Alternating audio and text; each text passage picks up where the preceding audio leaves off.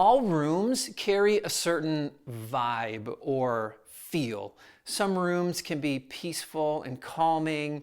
Other rooms can be stressful or add anxiety or add activity into our days. And so today I want to talk about how to declutter your bedroom. Because if there's any room where the feel or the vibe of a room is important, it's the bedroom. I can't think of any place in my home that I want to be more calm and peaceful and restful. So let me give you the 8-step process to declutter your bedroom. Now, how long each of these steps take is certainly going to depend on how quickly you work and how much you want to declutter and how much you need to get rid of. But I think if you follow these 8 steps one by one, you will love how your bedroom turns out. So here we go. Step number 1, clarify the purpose of the room in your mind. So a bit theoretical, but you're going to find this to be a super helpful tip. That every room in our home serves a certain purpose. It's supposed to accomplish something for us. So when you think of the bedroom, your bedroom is there really for 2 reasons. It's there for rest and it's there for intimacy. And so I think with that as the thought, before you begin this process, you can begin asking yourself, what items in this room don't contribute to rest or intimacy? And then this is a great place to start getting rid of things. The second step is this, and it's the most important first step in any room that you go to declutter. Number 2, relocate things that don't belong in the room.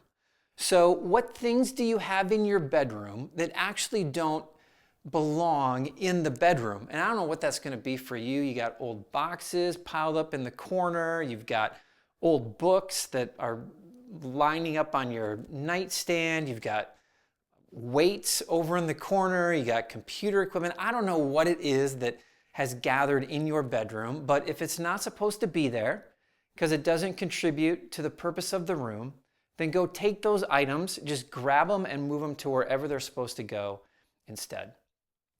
The third step is this. Begin by clearing the floors. So begin looking in visible areas. What are things on the floor other than furniture, which I'm even going to mention in a minute, but just look around. Where are the boxes of things that are piled up, the clothes that are laying on the floor, the toys that were never supposed to be there? Begin by clearing the floor. Fourth step, clear surfaces.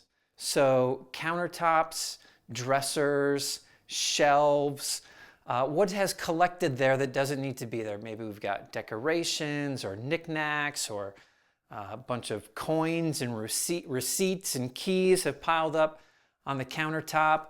What are some of these things on the surfaces? So now we've done floors, we've done surfaces. Your 5th step is to decide how you're going to use your storage spaces. So closets and drawers.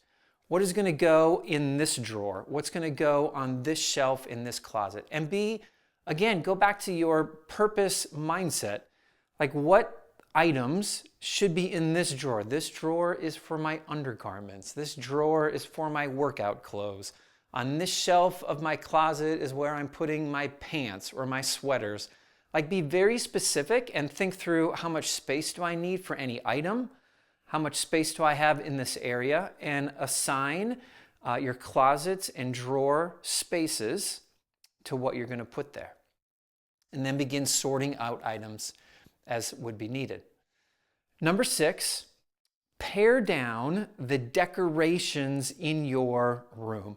I know interior design is very personal and everyone wants it to be a little bit differently than someone else, but let me at least challenge you to consider, are there some things hanging on the walls that don't need to be there? Are there some decorations that have collected? I know when we first started minimizing our bedroom, we had like in one of the corners of the bedroom, there was just like some shelves, and we had a bunch of things sitting on top of the shelves, and I don't know, we got them at Target or something. Like, they didn't mean anything to us. And we thought, I wonder what it would be like if we took those down. And so we pared down a lot of decorations, and it brought a lot of calm and peace to the bedroom. Number 7, let me really challenge you to consider getting rid of some furniture. When you take furniture out of a room, it frees up a ton of space and a ton of area. We started minimizing our possessions and decluttered our bedroom. This was 12 years ago now when we first did it. And we got rid of a bunch of clothes and a bunch of other items, so much so that we had this entire armoire in the corner of our bedroom that had a television, and it was all full of my clothes. Well, when we cleared out clothes from the closet and from the drawer, suddenly the clothes that were in this piece of furniture, we could put in other spaces in the bedroom. When I looked at the television and thought to myself, well, that's not contributing to rest or intimacy in my life, we took the television out, and suddenly we had this large piece of furniture that was just taking up space. And so we took it out, and I loved how open it made our bedroom feel. We even got rid of the nightstand on my side of the bed for many years until I got a little bit older. But I would challenge you, there's a lot of furniture probably in your bedroom that you can remove. And so think about doing that. And then the 8th and the final step is this.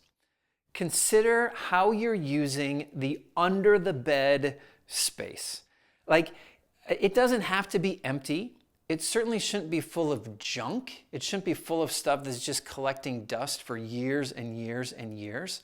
I often keep the books that I'm reading under my side of the bed. I think my wife has a few boxes of sentimental things that go under her side of the bed as well. And so we can be wise and thoughtful, and we can use that space well. I hope these steps have been helpful to you.